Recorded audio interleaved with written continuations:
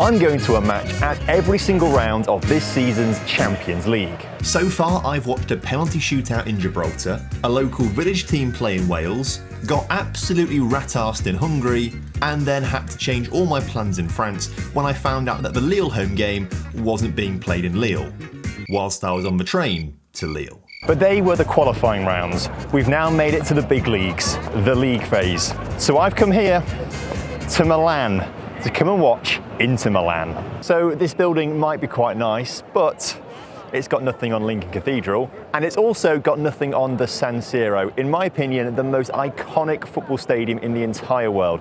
That is what I am most excited for in this trip. I think my obsession with the San Siro started back in the days of Pro Evolution Soccer.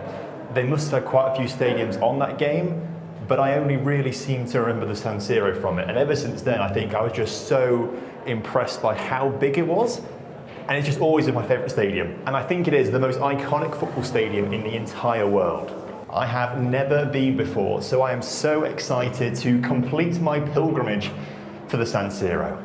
Also, double meaning there, because I'm literally in a church at the moment. You can't really see much of it. I'm in a tight stairway. As you might be able to tell, I'm wearing blue, because tonight we're watching Inter Milan versus Red Star Belgrade, who of course have won the Champions League themselves, so this is a contest between two former champions. Although I do suspect that Inter Milan are going to wipe the floor with them this evening. I was hoping I'd be able to get my first glimpse of the San Siro from up here, but it doesn't really. I think I'm looking in the wrong direction. Lots of tall buildings. Oh my, it's there! Oh, this is huge! Oh my word! Look how that thing just towers over everything around it. That is just enormous. We've got an even better view of it here from the front of the cathedral. I just can't fathom how big that is. Without trying to be too philosophical, maybe, I just find it fascinating that humanity, hundreds of years ago, built these huge monuments for religion, and today, we continue to build these huge monuments for a different kind of religion, football, but that stadium, it just dwarfs anything around it.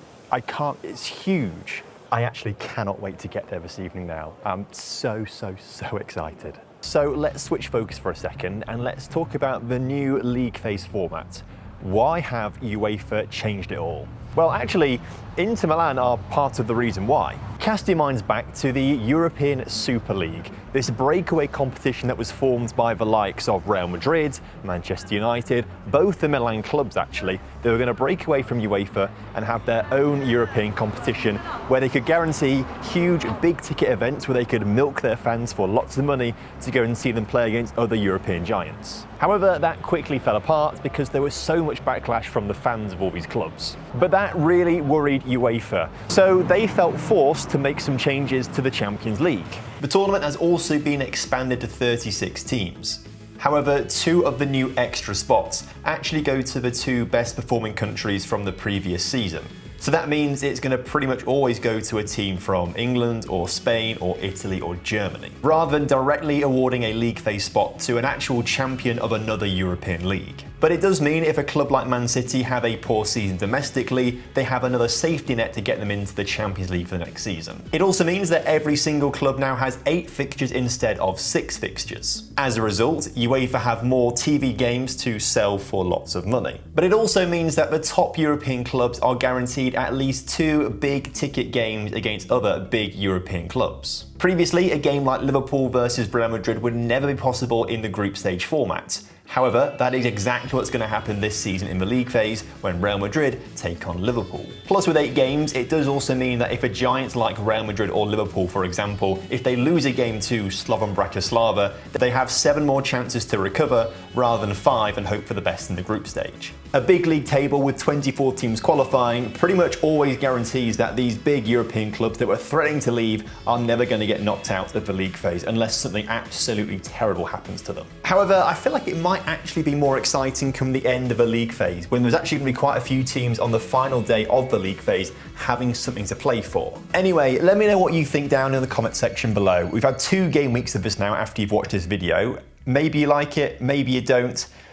I think I like the format because it feels a little bit more chaotic. I'm just very cynical about the reasons it's happened. I'm not a huge fan of that. So now it's time to make my way across the city and get to the San Siro.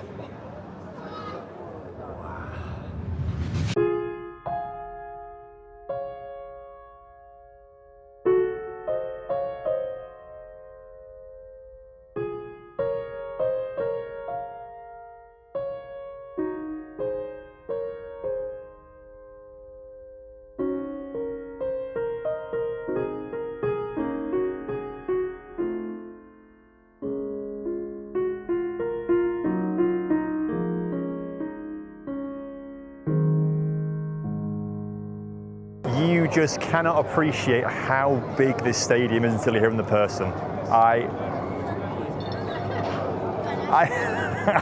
I feel speechless. I actually genuinely feel a little bit like, you know, that girl that fell to her knees when she saw Big Ben and started crying for the first time. I feel a little bit like that. I'm not going to do that, but I can understand where she's coming from. I wanted the full San Siro experience, so I've booked my ticket on the very back row of the very top tier, so I feel like I'm sitting on top of the world up there. It means I've got to walk all the way up these spiral staircases, the infamous spiral staircases here at San Siro. I'm going to be so sweaty by the time I get to the top, but it's going to be worth it. I feel like I'm a kid on Christmas. I'm so excited to be here. I've been walking for so long. I'm like there, maybe, on my tower. And I've got to get up there to the back row. Like, it's still so far to go. I think I've made it. There she is. An absolutely gorgeous, gorgeous stadium. And I've still got a long way to go to get to my seat. So here we are, the back row, the back of the stadium where my seat is. And that is my view. Oh my God. This is genuinely ridiculous. I really just can't get over how enormous this is, but how steep it is as well. I don't think the camera can really do enough justice to just how steep this stadium is. I am completely in awe of this. Now, I'm not really going to be able to see much of the players close up, as you can see. They are very far away. In fact, if I go 5x zoom on this, you can just about make them out on a 5x zoom. But that is crazy how far away I am because I'm just so high up. I genuinely feel like I am one of the football manager gods looking down on the world from my data analyst point of view. I don't have to like turn my head. I can literally see the entire pitch with just my normal space. What's it even called? Space of vision? I don't know what it's called. I don't have to tilt my head at all. I'm also pretty much bang on the halfway line as well, which is absolutely perfect. So I am in for a real treat. I'm trying to find food and drink. And guess where you have to go for the food and drink? You have to go in these towers to get food and drink. That is so cool. Why is this so? I love this. Oh, the views from this stadium. I love this stadium. So whilst I've got a moment on this back row where it's pretty quiet, I've got some food, got a beer, lovely, and a panini, a ham panini. Not one of those on this trip so far. I'm going to eat them and I'm going to give you a full review at the end of the video. It's incredible, they've got to measure out all of these markers here.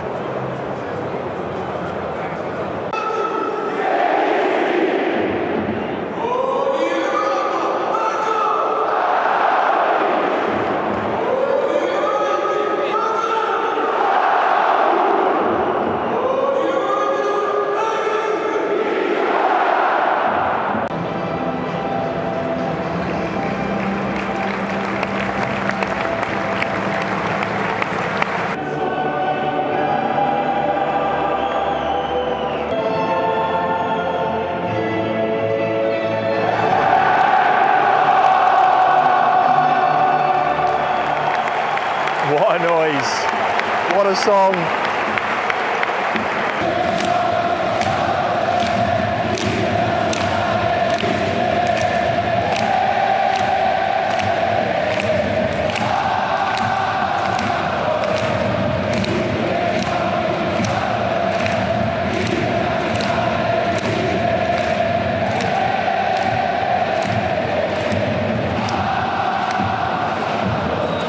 Time for kick-off. Let's get this tie underway. I can't look past Inter Milan. I think they've got to win it.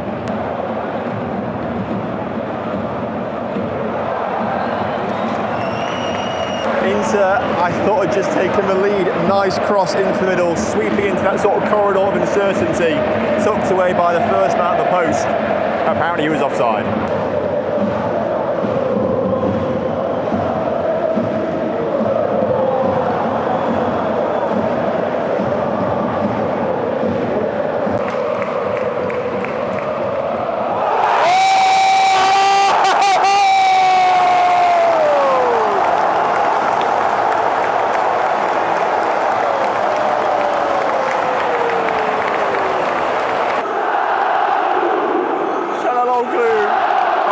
With it apparently.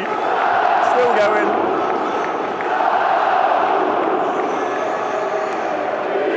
Oh, they're not done yet.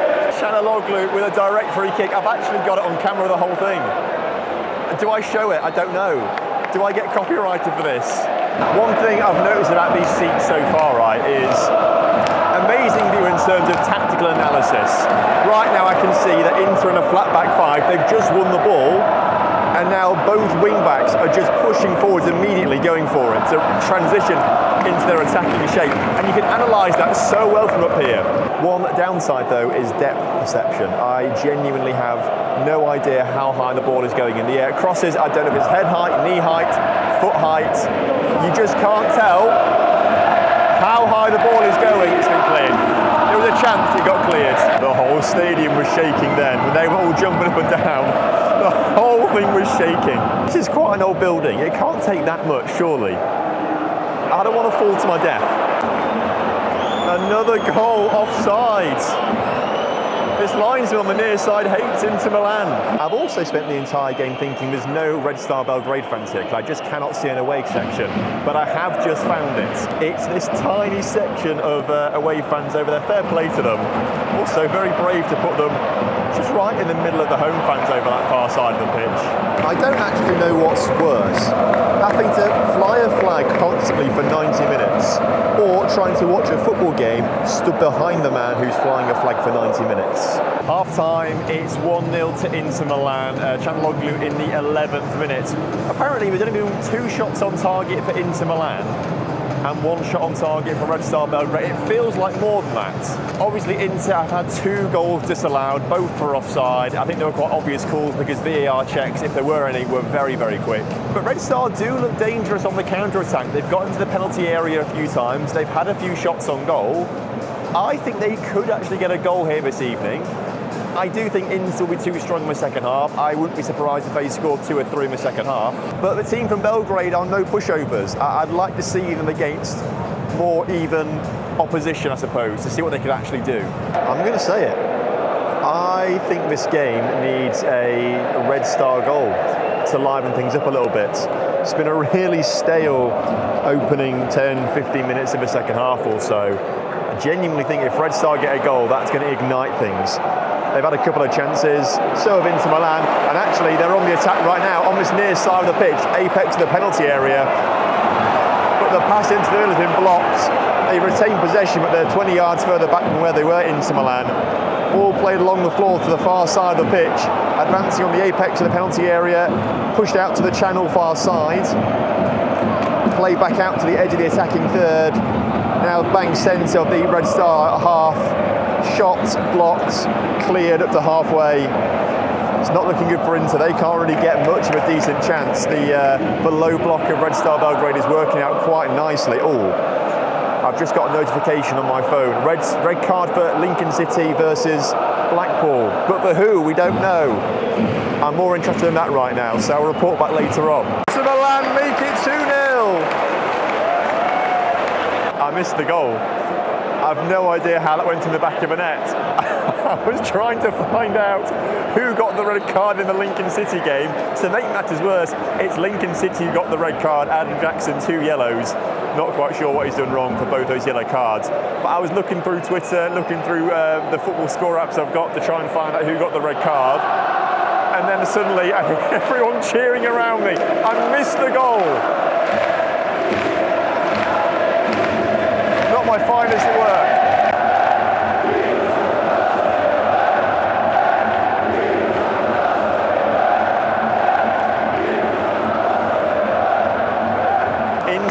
should have just had a third goal. I think it was Augusto on this near side, absolutely wide open. All the time in the world to pick a shot out from pretty much the edge of the 6-yard area, and yet you fired it straight at the keeper. I don't know how he's not put it either side of the keeper to score. Keeper's done a great job to save it, but that should have been Inter 3-0 up.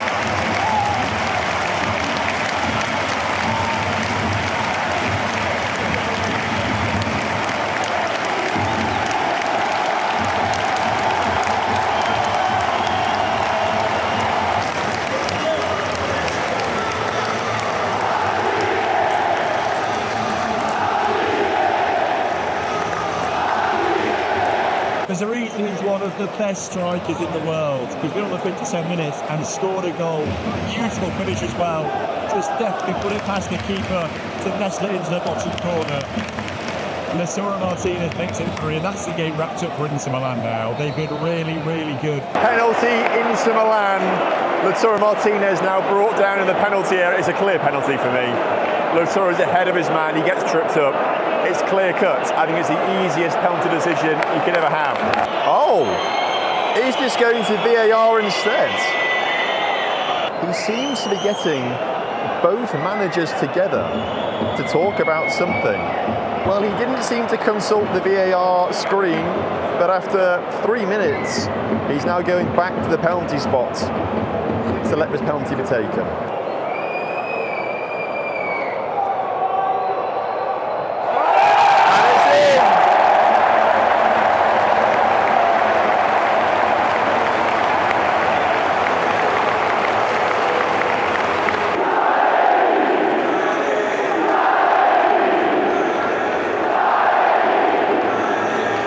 To added time here. It's 4-0 Inter Milan. There's nearly an own goal actually. They've just about cleared that one, Red Star Belgrade. Before the music starts blaring out at full time, this one's done and dusted pretty much. With only a few moments left to go of added time here. It's been a very professional performance by Inter Milan. Red Star Belgrade have had their chances, to be fair. Like they've had chances and moments. Nothing majorly clear-cut, but they've had shots on target and they've troubled Inter Milan at times. But I have thoroughly enjoyed myself here. This has been one of my favourite experiences so far in this Champions League adventure. So I'm going to get back to the hotel and then I'll review everything for you and you can find out how good or bad the food was. It's not good. I'll be honest, it's not good. So I'm actually back at home now. It turns out the recording I did back at the hotel, no audio recorded on it for some reason. Anyway, as for the stadium rating, I was actually really struggling with this one. For me, it's 5 stars because it's the San Siro, the most iconic football stadium in the world. However, it is very old now, not really up to modern standards. The concourses are really small. I suspect when the stadium is full, it's a nightmare to get in and out of and move around. Plus, the entire top tier where I was, the only food and drink places were in the towers. And in the towers, it's not actually that spacious. You're not going to get many people in there. There must be queues at the doors when it's full. So because it's probably not quite up to standard, maybe it shouldn't get 5 stars? But then I realised it's a San Siro. No matter what it is, it's always going to get 5 stars from me. Then moving on to the atmosphere, I'm going to give it 4 stars. I actually thought it was pretty decent. The reason it's not getting 5 stars is maybe because the stadium is actually too big. Because it is such a massive space, it doesn't actually keep the noise in very well, unlike Ferencvaros's stadium, which just kept the noise in perfectly. When the whole stadium joined in singing, it was insanely loud though, so I can imagine on a really good derby day, it's insane. But I can only judge what's in front of me, and I don't think it was quite as good as Ferencvaros, but also that's probably because that stadium's smaller, the roof helps keep the noise in, and I could really feel the noise in the Hungarian stadium. So for me, it's just not quite as good as that, only 4 stars. Then we get on to the food. And Milan let me down. I had a choice of 3 paninis, I went for the ham one, and it was just a bit of ham in between 2 bits of dry bread. It just wasn't that good, really. In fact, it was worse. I could make better at home very easily. So for me, only going to be a 1 star here on the food for Inter Milan. But as for my enjoyment of the trip, it's got to be 5 stars for me. I got to visit the most iconic football stadium in the world. I got to go to a really cool city and explore it. There is so much culture in Milan as well. I really enjoyed going to see that. And everything went really smoothly as well. There were no unexpected hotel changes or unexpected costs or anything like that. So for me, enjoyment 5 stars, which gives Inter Milan a score of 15.